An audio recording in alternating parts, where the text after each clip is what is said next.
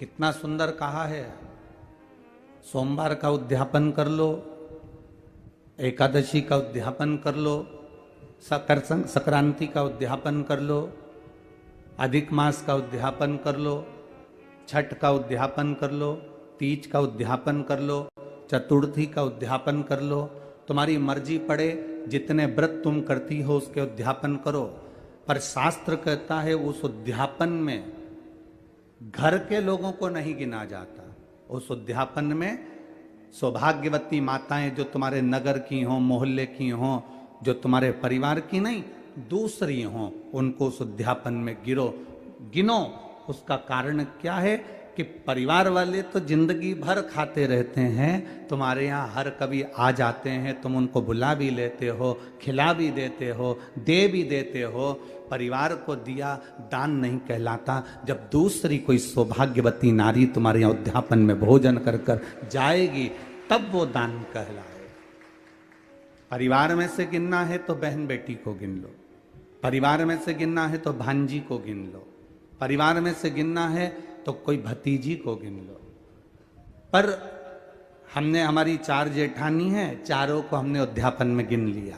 हमारी 5 देवरानी है, हमने 5 को उद्यापन में गिन लिया। हमारे काका जी की जो लड़कियां हैं, हमारी जेठानी आदि का जो भी उनकी बहुएं हैं, हमने उनको भी उद्यापन में गिन लिया। ये उद्यापन नहीं लगता। उद्यापन हम जब दूसरे को देते हैं, कई लोग कहते हैं हमने बेटी का विवाह करा तो उसको साड़ी दी तो हमारा दान लगना चाहिए, बेटी की शादी होने के बाद हम बेटी को कुछ दे रहे हैं तो दान लगना चाहिए, हमने बेटी को अंगूठी बनवा कर दी तो हमने दान कर दिया, हमने बेटी को वस्त्र दिया तो दान कर दिया। कौन सी पुराण में लिखा है कि बेटी को आप कुछ देते हो तो दान कहलाता है? शिव महापुराण की कथा कहती है बेटी कभी तुमसे दान नहीं लेती, बेटी तुम्हारे घर में आती है तो अपना हक लेकर जाती है, हिस्सा लेकर जाती है, दान कभी लेकर नहीं जाती।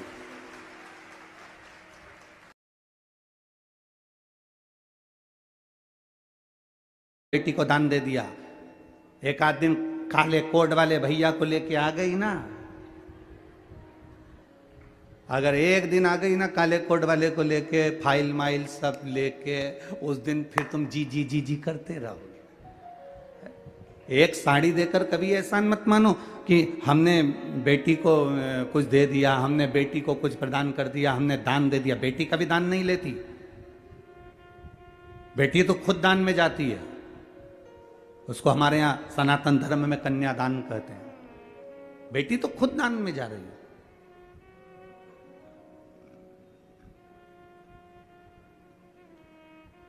हमने बेटी को ये सामान दे दिया, दान कर दिया। शिव महापुराण कहती है ना ना ना, अब दूसरे को दिया गया दान है,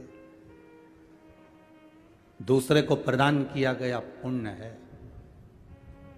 अपने का क्यों नहीं लगता? बहन बेटी हो तो उसको दो, मना नहीं, हम मना नहीं कर रहे। भांजी है तो उसको दो, मना नहीं कर रहे। अपनों का क्यों नहीं लगता? देवरानी को दिया या जेठानी को दिया, उसका क्यों नहीं लगता? क्योंकि आपस में तुम आज खिला दोगी, अगर उद्यापन में तुम थोड़ा बहुत पाँव भी पढ़ लोगी, उद्यापन में तुम उसका सम्मान भी कर लोगी, उद्यापन में थोड़ा सा तुम आदर भी कर लोगी, पर बाकी के साल भर तुम उसका आदर करोगी क्या? अंदर से ना जाने कौन कौन सी बात पे दिन भर कुड़ती रहोगी, अंदर बैठी बैठी। तो ये पुण्य कहां से लग गया? ये दान कहां से लग गया? दान अनायासी होता है।